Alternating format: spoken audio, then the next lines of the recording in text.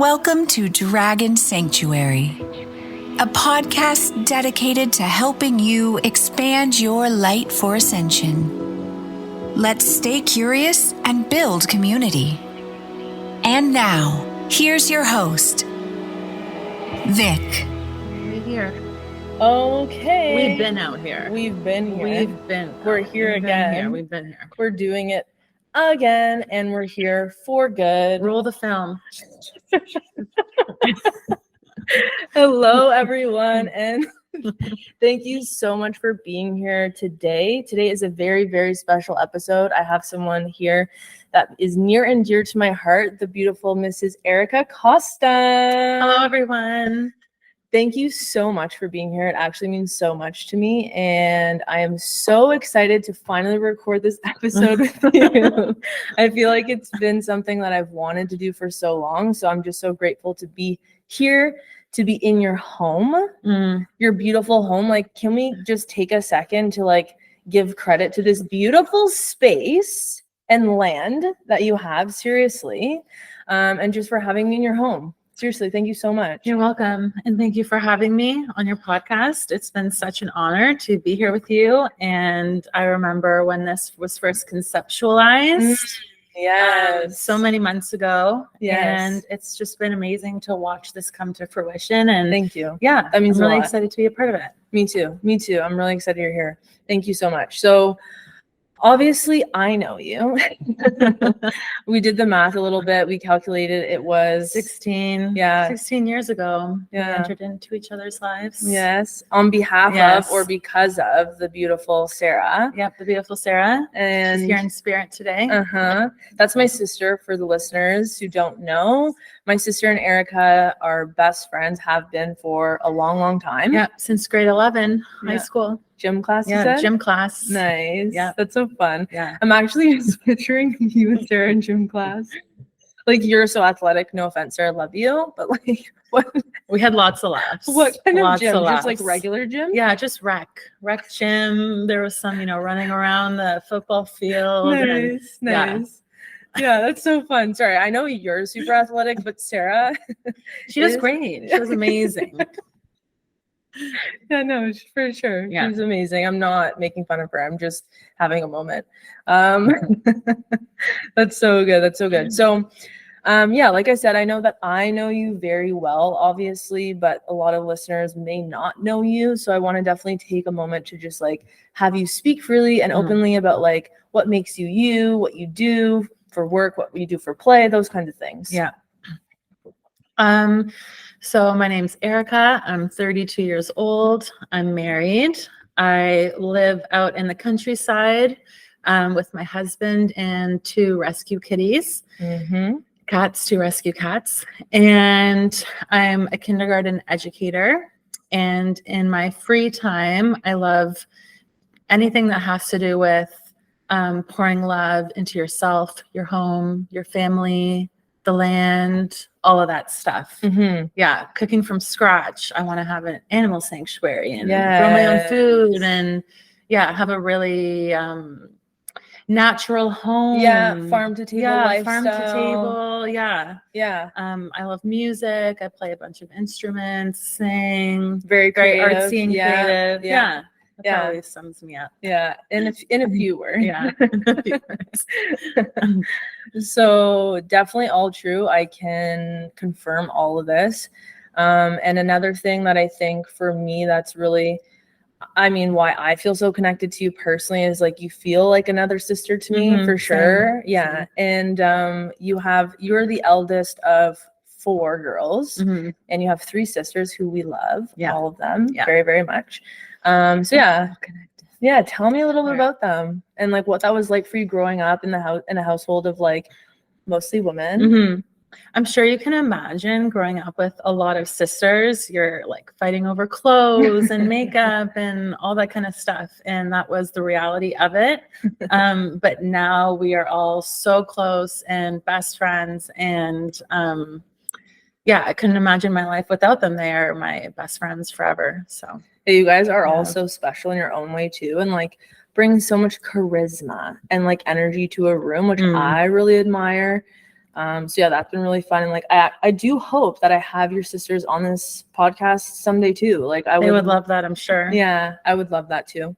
And yeah, I want to also give special shout out to both your parents and Eric and Eva, but Eric for sure is number one for me in my heart as a parental figure. 100%. For me, like I obviously like didn't have really a father figure growing up. So a huge shout out to Eric. And he loves you so much. Papa Bear. So proud of you. Yeah, thank you. So really, really, really, really grateful for you guys and super excited to kind of dive in here. So one thing that I really, when I think of you and like, there's like three things really that pop into my head right away. But like one of the things is like, you're like mama bear, like big sister mama bear mentality. And like, you're just such a warm embrace. Like you're so nurturing, you're so calm, you're so understanding and like empathetic. And I feel that maybe you got that from like growing up or like just kind of like taking on that role with your sisters. I don't know. And like I see you as a wife too, for example, and like you're just so nurturing and caring and you have such a nice balance of masculine and feminine, I think. Thank you. But yeah, tell me a little bit more about that, or tell us a little bit more about that. Yeah, so I think growing up with younger sisters and being the oldest sibling, I think it did sort of shape me in a way to, as like years went on, to tap into that more nurturing side of myself. And also from a very young age, I knew I kind of wanted to be a teacher or work with kids, basically in any capacity, which is something that I love doing. It's my element, and I'm a big kid at heart. So, yeah, I think there have been a lot of things in my life that have sort of, shaped me to really, just kind of be in service, which is something we had touched on earlier. Yeah. Being in service to so many areas of my life, which is like my family, my friends, being in service to myself, my husband, my home. I love that you said self. I do want to pause on that for like 1 second and just like let that sink in for listeners and even for myself, because that's a topic that for you and I think comes up a lot. Like we talk about self-love and self-care, self-service a lot, and like how important it is. So like, thank you for saying that. And it is a journey. Yeah. I think being of service to yourself and self-love and all that, like it's just a forever life journey. And commitment. And like there is going to be lots of ups and downs, but like no one more worth doing it for than yourself. Yeah. Right? Yeah. So I admire that about you. I really, really do. Thank you. So another thing that comes to mind when like I think of you and like I reflect on our relationship and our friendship is like the way your relationship with like, I guess nature is what I want to say, because I know that's like a very broad topic and a very like large area, but like, for example, what comes to mind is like your diet. So like you're a vegan and like, it's a very interesting part of you and it's a big part of you, I would say. Yeah. And I think it's a really cool part of you. But also more than that is just like the way that you live and like your lifestyle and like what you embrace and what you believe in, like, I would say the natural part of life. I don't know, the more primal part of life. I hope I'm saying that correctly, but like, tell me and tell us a little bit more about like what that looks like for you. Yeah. So I think growing up, I've always loved animals, being outside in nature. We would grow up going to our grandparents' cottage in the summers, and I did like Girl Scouts. We would go camping. Yes. Love Scouts. And things like that. So I've always kind of had a love for that and have always loved animals. And a few years ago, I watched a documentary and it was about just like the earth and nature and animal agriculture and just like the effect it has on the planet and all of that. And that was really when it's like the gears kind of started turning in my head. And it just made me realize that I can live my life in a certain way that just feels very aligned in the things that I value and care about. Yeah. So that's sort of what it was for me. And So like the word vegan, I find can be like very like polarizing and like triggering for a lot of people, because it kind of makes you feel like you have to be one way or the other. Yeah. Which I don't. You're either on the side or you're not. Right. Which at first, at like the beginning of my journey, I did very much resonate with that word. Sure. But I find like as the years have gone by, it's been about 7 years now that I've been living this lifestyle. I found that it doesn't have to be so black and white. And I think that it really is just about just doing the best you can where you can, and just finding things that you care about. Like people care about different things. Yes. And I really care about animal welfare. I really care about the planet. And those are the two major things that I can, in my daily practice, in my daily life, that I can have an impact on, and like it affects like where I spend my money. Yes. Because you're voting with your dollar. Absolutely. You know? And they're just not industries that I want to contribute my money towards. Yeah. And I think there's so many other ways of living that can be harmonious with the land and the animals, that don't necessarily need to be like, you need to be put in this box of being vegan. Right. And like you said, like not to cut you off, but veganism can mean so many different things for so many people. And I think how I've kind of viewed it is a lot of it is from your lens. Like I've watched you kind of go through, and like veganism is such an interesting concept, because really it's just a whole food plant-based diet. Right, is what it is. But like if you look at like commercial veganism, it's like a lot of like, I call them like puppet foods or like impersonation foods. So like alternatives to like try to imitate the real thing. And like I know that we've all tried these kinds of foods, and I'm by no means shaming anyone. I know we've eaten meat alternatives, and like we love them for what they are. But it's also just very interesting, because like being your friend, like a lot of the times when we like go somewhere or like eat out together, like come over, have you over, whatever, like we're eating vegan or like having a vegan alternative at the party. Right.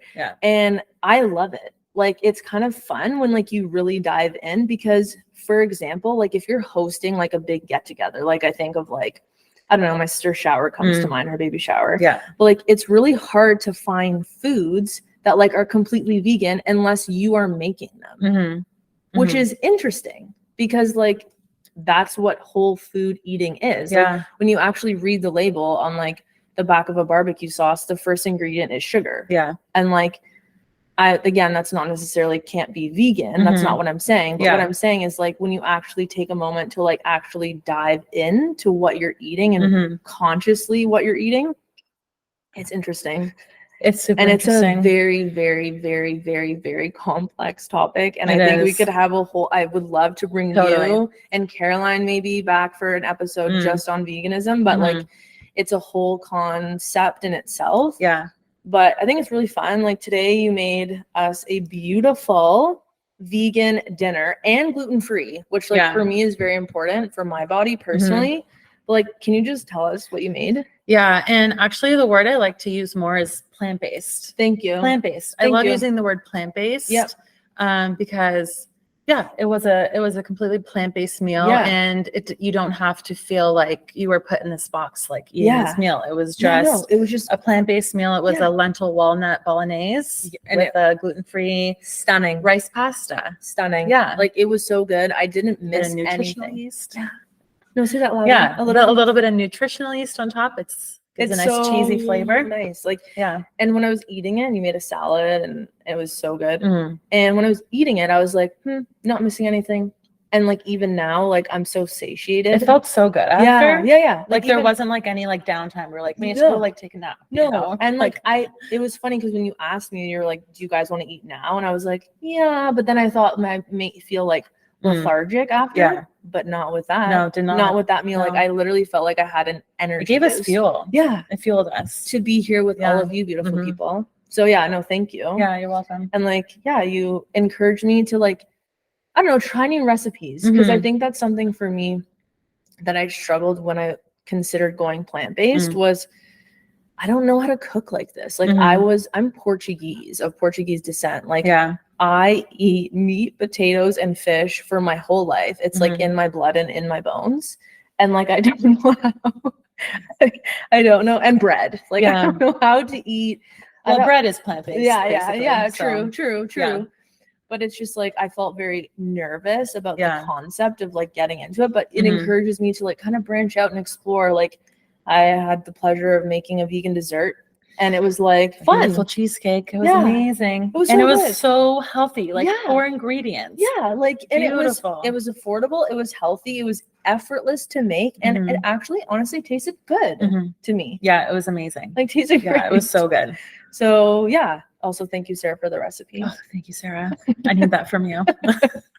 Awesome. No, I love that.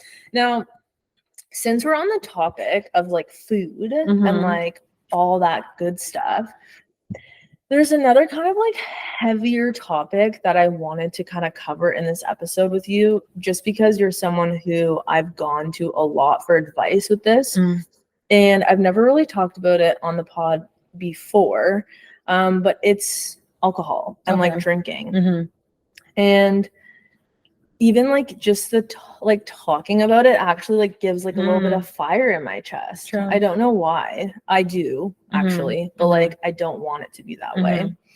And I will start off by saying that first and foremost, this is strictly my opinion. Like, I have zero medical background, like negative medical background. I'm just purely like speaking based on my own personal experiences and with alcohol as a substance, I should say. But it's something that I know you and I, like, you first introduced me. So let me start off by saying I don't drink.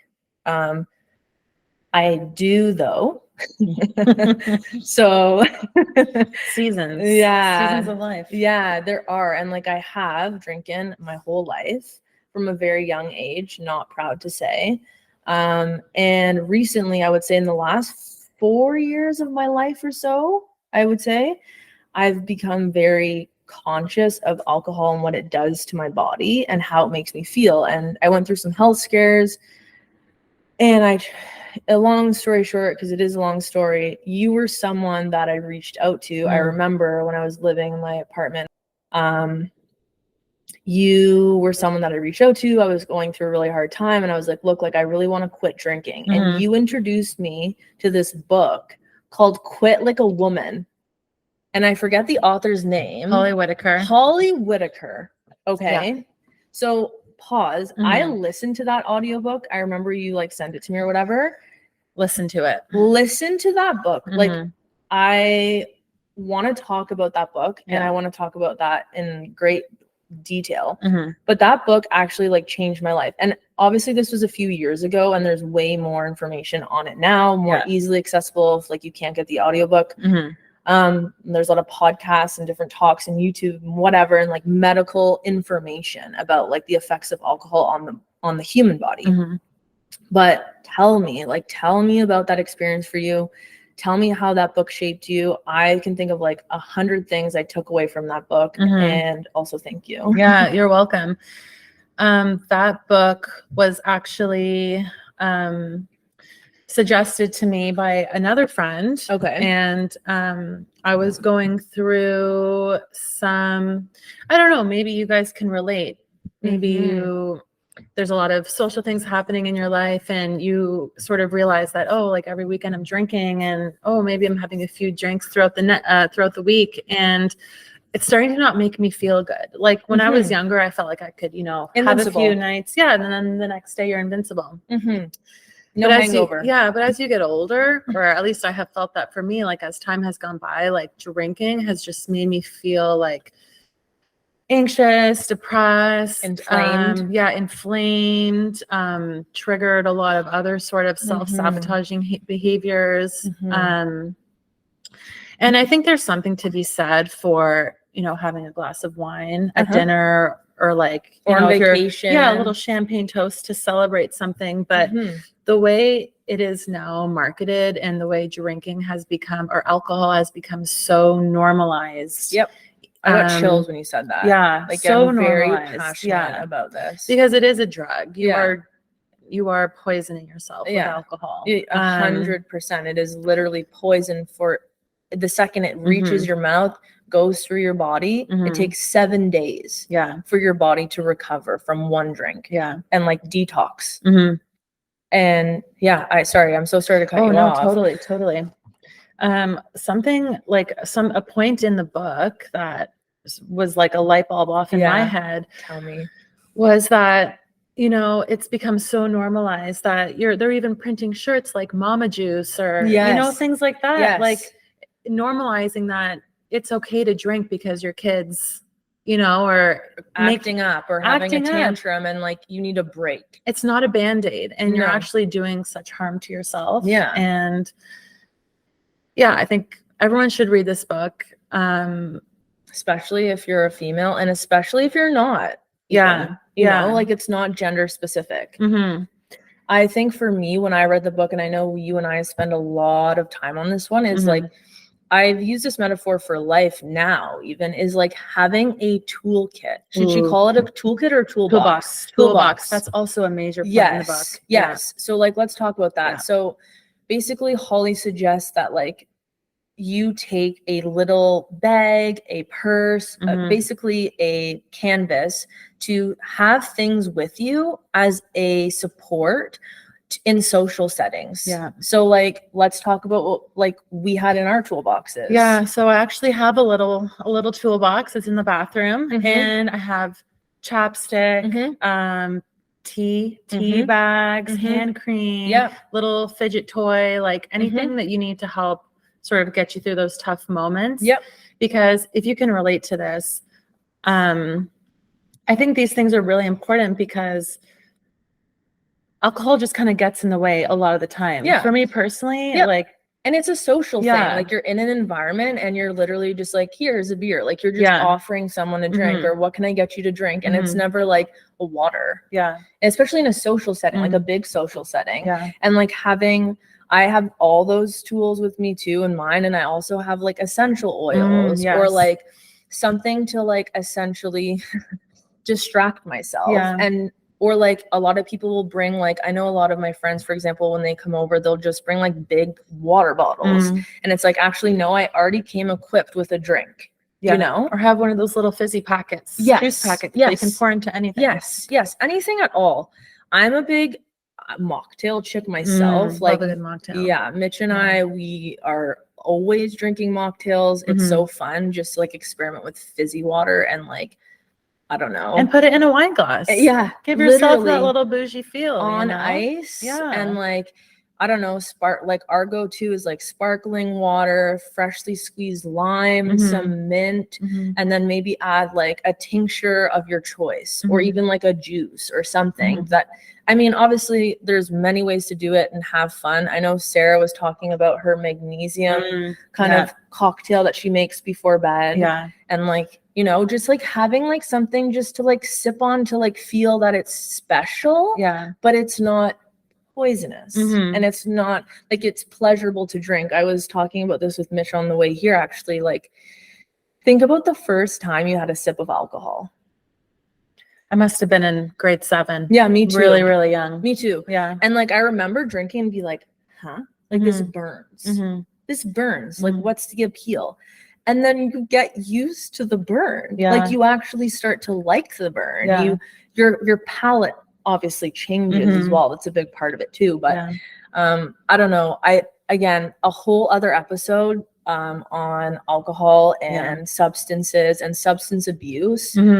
One thing to just mention, we're not saying like you have to quit drinking alcohol, but if any of this resonated with you at all, just know that you have people out there who also just don't really vibe with it anymore or want to cut down on it. And there's just so many ways that you can do it.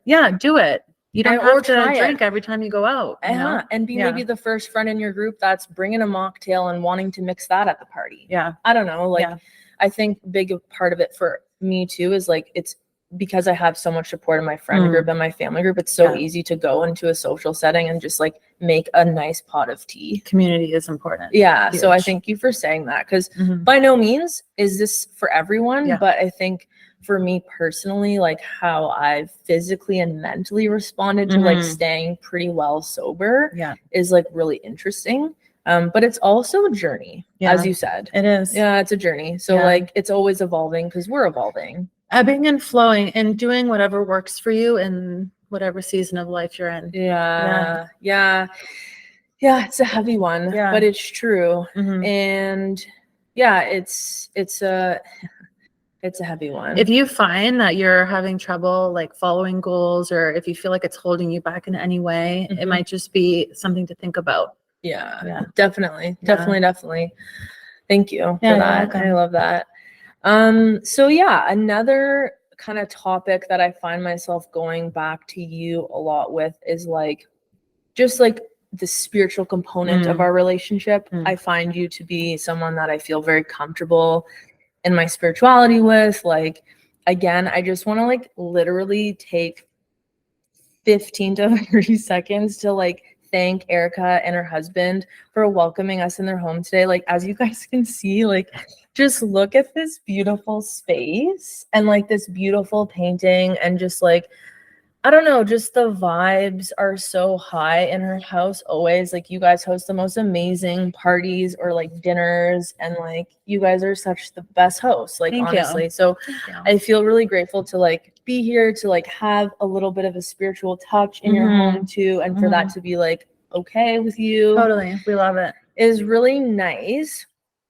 And you are someone who grounds a lot. Like, I remember when you first told me about your grounding routine, I was like, oh, okay. Like, tell me more about this. And I was wondering if you could do that, like things that you do to help you feel more connected with Mother Earth. I think something huge that you can do is just taking your shoes off and putting your feet on the grass. Think about, when is the last time your physical skin touched the earth? Some people go for days and days and days without even touching the earth. Shoes on to the car, shoes on to the store, shoes on coming home. Even like me included, like where I live, it's not safe to take your shoes off. All the time. True. But true what that. I'm trying, sorry, I'm not. Oh, that's okay. I'm just like, it's actually the truth. And like, that's me. Like, I'm a very much wear slippers in the house kind of person, which too. is fine. It's not like you're touching the earth in your home. I know, or but anything. still, like, I always talk about my concrete jungle, like my home, and like I love my concrete jungle, but I want the real jungle. You know, sometimes, and like you live in a beautiful area of the world where like you can do that, and like it's so nice. Even just going outside and touching a tree, touching a plant, anything. Anything that's living. Because we are energy. Our bodies are energetic. And when we are connecting with the earth in some way, whether it's through our hands or our feet or, you know, just touching. Our senses. It actually scientifically reduces inflammation in the body. Stress. All day you're getting these like EMF waves, Wi-Fi, everything. It's all coming into your body. Also like the stress, the daily stress, everything's in your body. It's just combobulated, and it has nowhere to go and nowhere to release. So a really amazing way to ground is to, just number one, just get outside, put your feet on the grass, your hands, or touch something. That's amazing. No, it's so true. And like, you feel it, like any human being, like when they step outside, when you go on vacation, think about it. That first breath you take when you get out of the plane and you're just like, you know? Another thing about this in particular that I've talked to with my boyfriend's brother, one of his brothers, is like technology is like a very new thing to the human species. So like us working from home, or like doing these office jobs, or any sort of job that involves like technology, or like having our phones in front of our faces like 26 hours a day, or like anything like that, it's very foreign to us. Like it's very new over the last, I don't know, like century or less. Like it's very new to the human species and the human race, and it's easy to get like caught up. I know for me at one point, like I'm very much into technology. I love the latest tech, and like that's something I enjoy, which is, I don't know, good or bad, but it is. And like I got like a a smartwatch. Yeah. And like I was wearing it because with the job that I was working at the time, like I was never on my phone and like I couldn't afford to check my phone and I just wanted to stay connected. And then I got a different job where I was like working from home and like always had my phone and 3 screens in front of me. And I was like, get this watch out of my house. Like, get it off my wrist. Like, stop disrupting me. I feel way too accessible. Yeah. Like, it freaks me out. Like, and this is not a shot at anyone who, please don't take offense to this, but anyone who wears like technology on their wrist, I'm not coming at you. It's just for me, it didn't feel well. But like in yoga class, you know, when I see them with the Apple Watch, I'm like, okay, like maybe they have a son who like has an illness and they need to stay connected. Cause I know one of my yoga instructors has that situation. So I'm not judging anyone. Just for me, like, I feel like we're always reachable. And like, to actually do what we like, to actually go outside and like remove ourselves, you know, it takes conscious effort. Like it's really hard to like just go outside and like not hear anything, like noise pollution, for example. Right. I think what people forget is that like our bodies, our human bodies, we have very simple hardware. Right. You know, like it really just takes some like nourishing whole foods, a bit of movement, so well getting outside. It's a very simple recipe to feeling good. Simple hardware. Yeah, oh we have simple hardware. Even though all this technology is coming out and we're so advanced in so many ways, like our bodies are still super simple. Yeah. You know? Oh my gosh. And gosh, that's really resonating. Thank you for saying that. Simple hardware. Yeah. I love that. I love that. On that note, you said something to me because you always say things to me that I really just like hang on to. Like sometimes Erica will be talking and I'll just be writing. Like, or I know we talk a lot I talk a lot in voice note form. And like I know I like a good voice note. Yeah. I know you appreciate it. I know some people hate it. Also, thank you, technology. We will like definitely take a moment for that. But there's one thing that you said to me, I think it was last week when we were on a call, and I was expressing something to you about something personal, and you gave me this really simple advice that I had not ever really heard before in this way, that like it was like a light switch went off in my head. And you said, observe, don't absorb. So just to give some context, like I'm a very emotional person. I feel things. I take on energy. Highly sensitive people.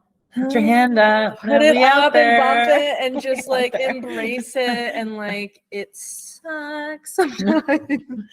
But no, we love it too. Yeah. And we're learning to work with it. It's just like learning strategies and resilience and learning yourself. And and like that was something that really hit home for me. It was like, wow, I don't have to go in and like fix or take on that situation. I can just literally sit there and be like you said, downloading the information, but maybe not even downloading. Like maybe I'm just literally just sitting there looking, listening, being an engaged listener, but then I'm not absorbing it. I'm literally walking away. And it was said to me in such a beautiful context, but I think that was something that all week I've been having beautiful moments. I did a divine healing with my mom, which was really, really special. Like so cool. It was my first one actually, which was interesting. But all week I've been having these like really nice connections. And that came up for me again in the divine healing. It was like, stay focused. Oh, amazing. Like, it was like, just stay focused on you. Like, don't scatter yourself into all the emotions of what's going on around you. Just like stay focused. So yeah, I thought I would leave that piece with the listeners because I think it's a quick one. And it's like for me, at least, it really, really resonated. Yeah. Yeah, if you're in situations where you feel like you need to be protecting your energy, protecting your well-being, protecting your mental space, a really nice thing to practice is observe, don't absorb. And it can be as simple as, just saying that to yourself and, physically or mentally, emotionally, just distancing yourself and, just couple deep breaths. Yeah, peace and love to everything. You know, but it's just not for me. Yeah. And that's it. And like, that is like the key to life. Again, in therapy, I've talked about that too. Just like removing yourself, the detachment of things, Yeah, like detachment.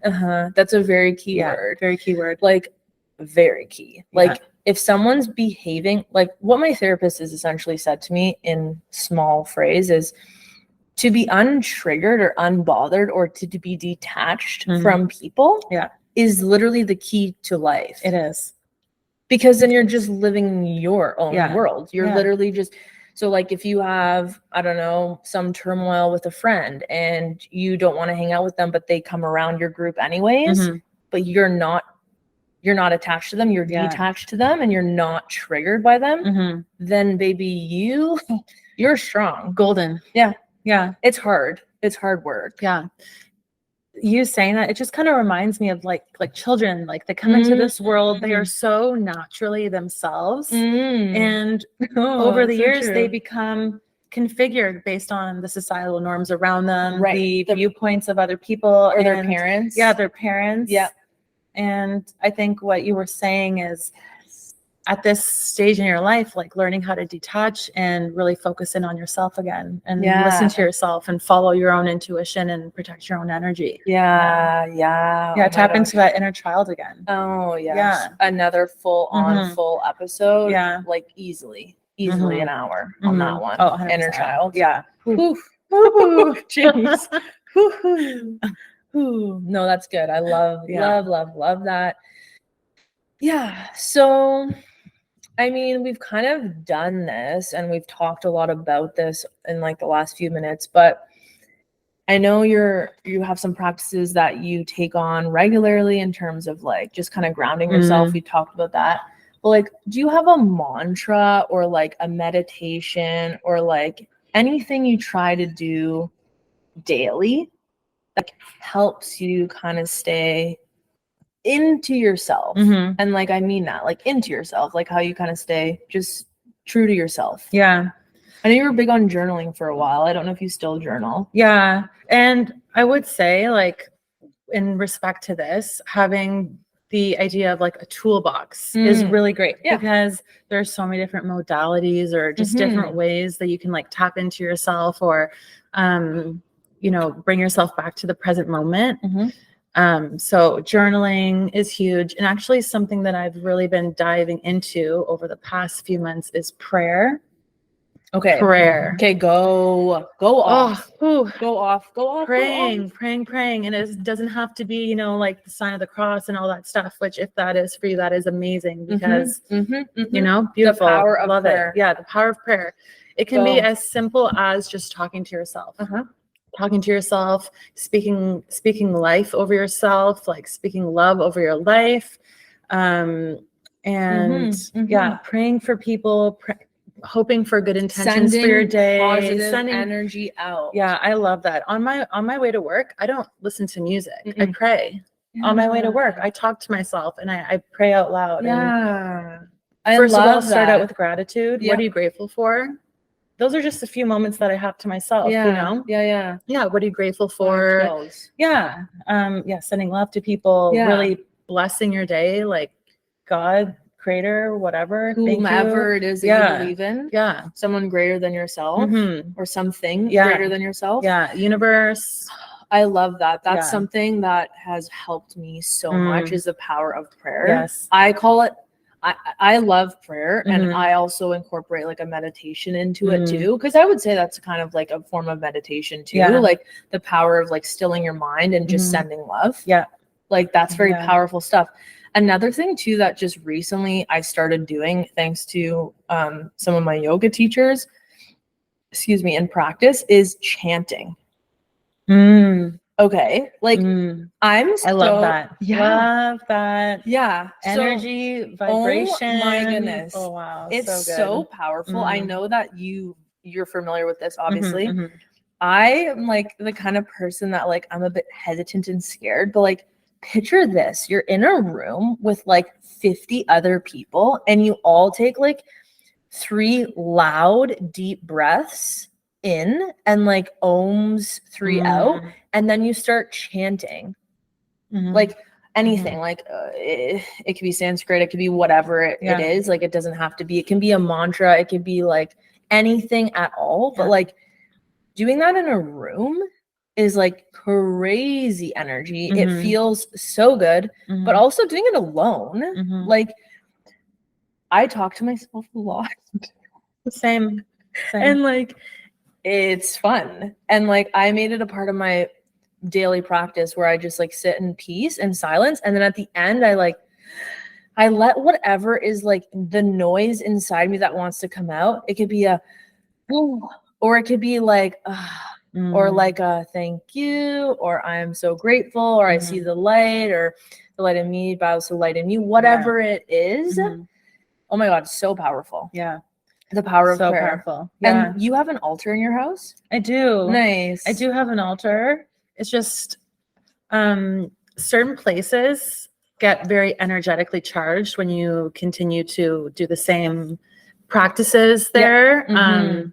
Which is why like there's like church or just anywhere like physical spaces hold energy. And it's really nice to just have a designated space where I can come, and as soon as I go and hang out there, just calm a little bit. It's your I have sacred safe space. Yeah, like it's safe space. Yeah, it's really nice. It's really, really nice. I notice yours whenever I come over, and it's nice. I love it. Yeah. And you can have many altars in your house too. Like I have many. I have too many. Yeah. No, never enough. Never enough. Yes. Yes, I love that. The whole house can be an altar if you want. Well, that's how I say my house is my sanctuary. And like I know you feel that too. And like everyone deserves that. Also, I want to say that. So I'm just so grateful to have a house and to have a home that like I feel safe in. Yeah. And myself, which is important too. So we're kind of wrapping up here, and it makes me so excited, but also sad. Like this has been so fun. So much fun. And always a good time with you. Yeah, I know. And I just want to be cognizant of time, because this won't definitely not be the last time. It's just the first time you're on the pod. So 2 questions I want to ask you as we kind of end off and we go into the cards and pulling a card. Excited for that. Me too. So first question is, what accomplishments in your life, and it could be multiple, are you the most proud of? That's the first question. I would say one of the biggest accomplishments in my life is honestly just being here. Yeah.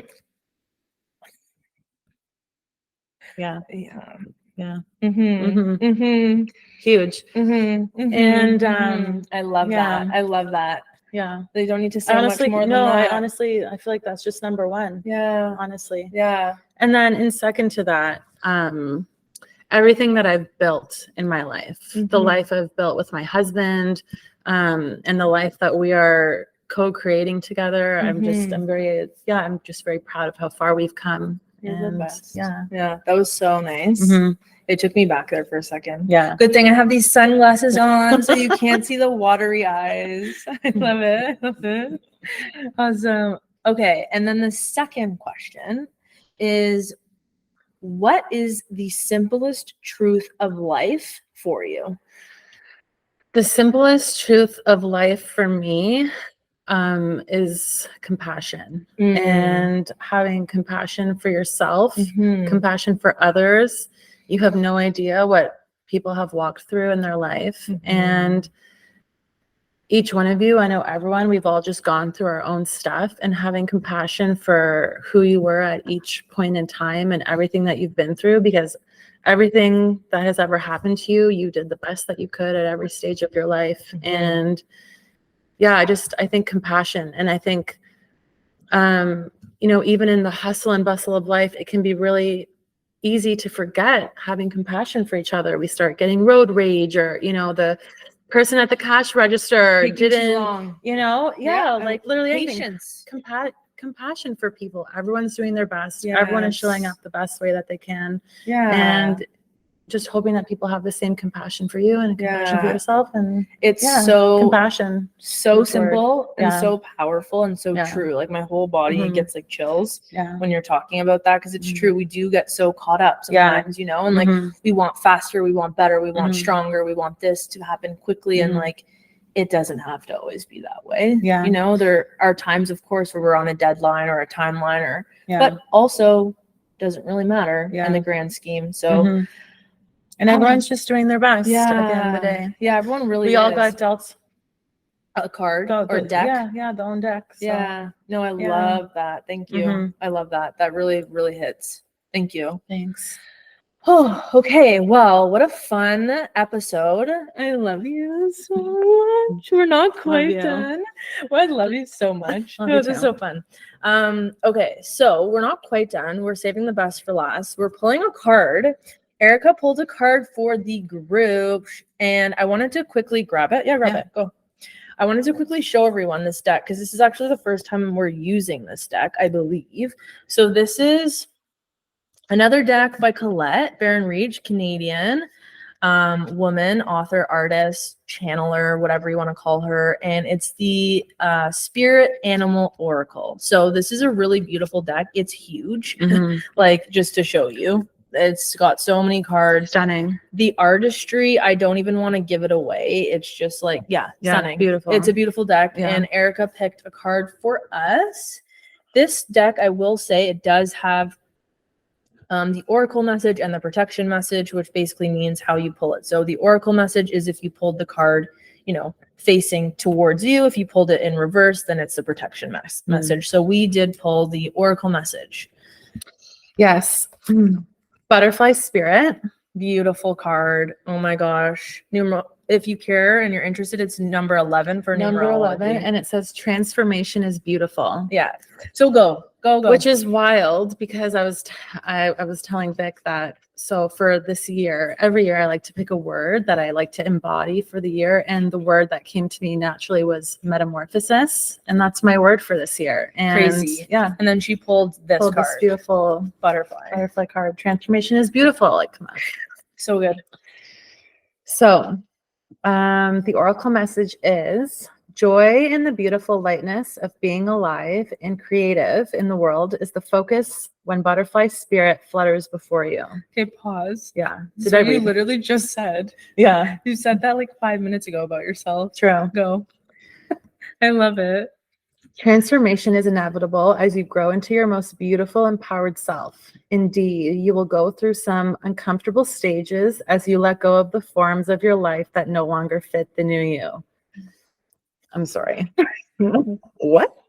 Even relationships must go through shifts to match your new emerging self. If you focus on the beauty and not the challenges, stop taking yourself too seriously and choose to be playful, loving, and joyous. Pause. The inner child. Yeah. Right? We talked a lot about that. Yeah, we did. Okay, go ahead. Yeah. Sorry, I love the pause. No, same. And I love because tying it back to that. Because it's important. Yeah. I mean, for me to kind of tying it back because we were talking about all of this and like whether you believe in this kind of stuff or not, totally cool if you don't. It's just nice to kind of bring it all together, full circle. Yeah. And let it sink. Yes. Sorry. Oh, and choose to be playful, loving, and joyous. You will soon know the miracle your soul wants to experience through you. Today is a day for joy. So alight. Look around and see the beauty that is everywhere and in everyone, including you. Come on. Are you kidding me? No, I love it because so one thing I need to express is Erica and I did pull the card, or Erica pulled the card before we started recording, but we don't read the message because it's important to have an organic reaction with you as well, or you listeners as well. So that was spot on. Like really spot on. Like so nice. Yeah. Like it just makes me feel good. Just makes me feel good. It feels like what we conveyed today, what we discussed, the different topics, it's just really comes together so nicely. Yeah. And like even the last sentence, like when we were talking about compassion for others. Yeah.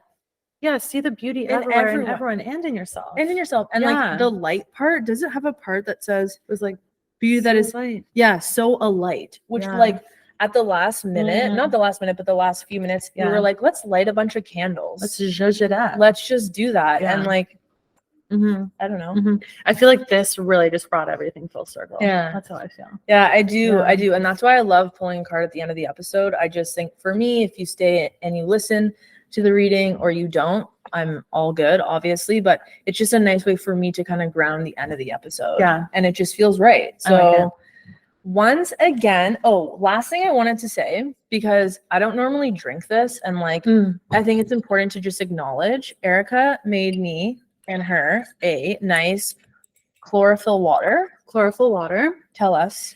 Yeah. So especially if you are living in a colder climate or going through the winter months, supplementing your water with chlorophyll, just like a tablespoon, is just really healthy or amazing. It has so many benefits. It's alkaline. It's detoxing. This is some of the best chlorophyll. I've only had it a couple times in my life, and usually it tastes very like, I don't know, toothpastey. True. But like this one is nice. Like this brand that you have, like it's nice. Like it tastes so good. A little bit goes a long way. But yeah, if you've been wondering what we're sipping on, it's not mud water. It's spring-fed water with chlorophyll. Yes. So I'm so nourishing our bodies from the inside out. Literally, like I'm so grateful for that. So thank you.